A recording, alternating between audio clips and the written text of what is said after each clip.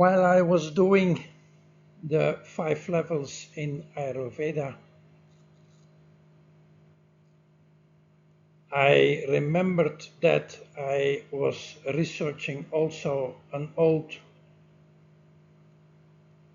structural concept or phenomenon which is called the 20 count, which I met in Costa Rica, so Middle America, the land of Mexican and Mayan shamanism. And the story behind this, which I would like to tell you up to 5, is that there was an understanding that in modern society, people or children needed to learn to count and to calculate. They had to count to 10 and 100 and 1,000, and later on they had to practice adding and calculating and multiplying. And there was the idea beyond the shaman perspective is that this is very, very superficial, cutting things into numbers which are dead, and there is no fundamental content, because what is a 1? It's a 1. What is the meaning of 2? 2 has no other meaning than 2. So they said, okay, let's teach our children to count, but give them a deeper meaning. What a number is, what life is about, because life is not about only learning to calculate and to learn math in whatever. This is what we're going to do here.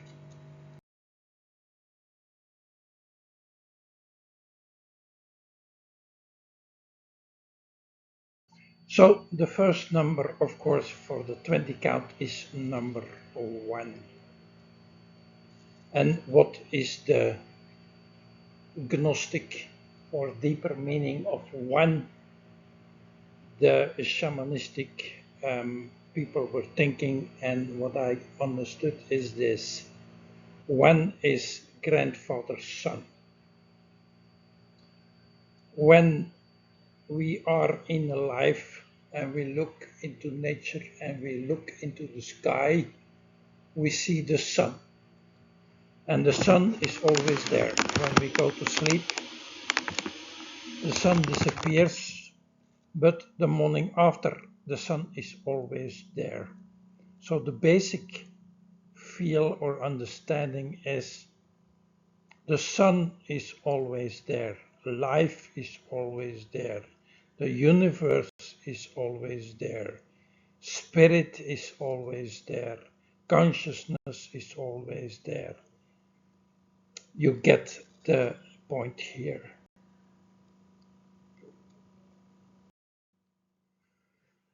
The second number is, of course, number 2, and that is related in the 20 count with Grandmother Earth.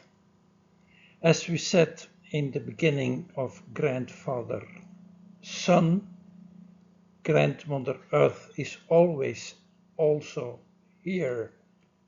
You are always in a life. When you go through your life, Mother Earth is along with you, is standing next to you as a grandmother. The grandmother is not the mother. The mother is responsible for you and is responsible for feeding you and sustaining you. So your mother has a direct connection with you. But also your mother can make mistakes and has her own history. The grandmother is one step beyond that. The grandmother is giving you freedom, giving you space to grow. So, and growing is always sustaining you, assisting you, helping you. Growth is always here. So while Grandmother Earth or Gaia is always here, it can be interconnected and can be interswitched with Grandfather Sun because both are always here. So whether you are one alone or all one or two in a connection, you are in connection with the sun, the universe, source. You are in connection with Mother Gaia, life. And whether it's life in the stars or whether it's life more close by on Earth, life is always here. So 1 is 2 and 2 is 1. Number 3 are the sacred plants. And the sacred plants are about growing. Number 1 and 2 are places, circumstances, laws, time and space, things where you can grow in. So that sacred plant or a plant is growing. It grows with the roots into the earth, into Mother Earth, and it's growing its flower reaching for and branches reaching for the sun. So both directions are correct. You are growing into the earth as one, and you are growing into the universe towards the sun in one as one in oneness. The constraint here is that a plant is not moving. He is rooted into the earth and he has to surrender to growth. He has to surrender to life. When it rains, he can grow. When the sun shines, it can grow. But if it doesn't rain, Mother Earth can kill him. When there is too much sunshine or no sunshine, the universe can kill him. The sun can kill him.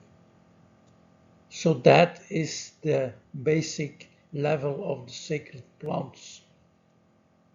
Pure surrender.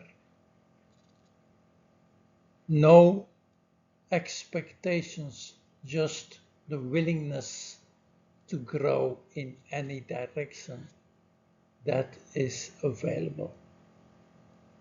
And should we forget, although we think, number 2, there is no growth to be experienced there, I would like to add the minerals. Although the minerals does not seem to grow, or at least not visible, still a rock did grow from something. And even more specific,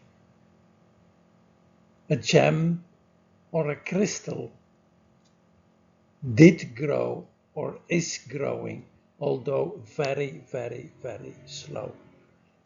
So you see here, growth is the center point, and looking for several kinds of growth, we can cut things into pieces, separate them in different levels, but also for, like in the Ayurveda, cutting things into pieces or separate them doesn't do justice to the content behind it. Number 4 are the sacred animals. Here, the animals, of course, do grow also, but there is something new on the horizon here.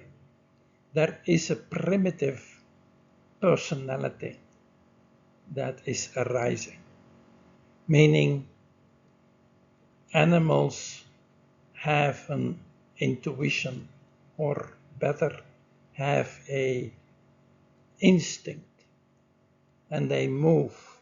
What the plants don't do, what the minerals don't do, animals move, but as a matter of speaking. And this doesn't appreciate animals to the full. Their movement is primarily instinctual. Herds go with the seasons, follow the water, follow the green grass on the other side of the valley. That is the movement of the animal. The animal can conversate, communicate with another animal. So here a basic individuality, a basic individual consciousness is arising, where, as we are thinking wrongly, we are supposing that the plant has no individual consciousness, that a mineral or a gem or a crystal doesn't have any individual consciousness. Again, we are looking from perspectives which do not justice to the whole. And then again, we keep those separating concepts just to get an understanding. And it is okay, but it doesn't tell the full story. Never, neither do I. And here we arrive at number 5, where we stop for the moment, because in the Ayurveda we also had 5 levels. So here we stop at number 5, which is the sacred human. The human is a collective of the 4 first ones, meaning he can move, he can decide like an animal, and is using his instinct. So the human is building on the instinct. But also the human is being built as a plant, because he eats, he exchanges minerals and biochemicals just to stay alive, to keep his consciousness going. So you see, it's a build on a build on a build and a build. So we are separating what is inseparable. But here again, the sacred human is in the center of a square, number 5 in the middle of a square, where number 1, 2, 3, and 4 are the corners. And so, as said in the Bible or in other books, number 5, the sacred human, is the quintessence of the square, where he can make choices. Which perspective is he going to prioritize? Which perspective is he going to use in this moment in space and time? That is the human.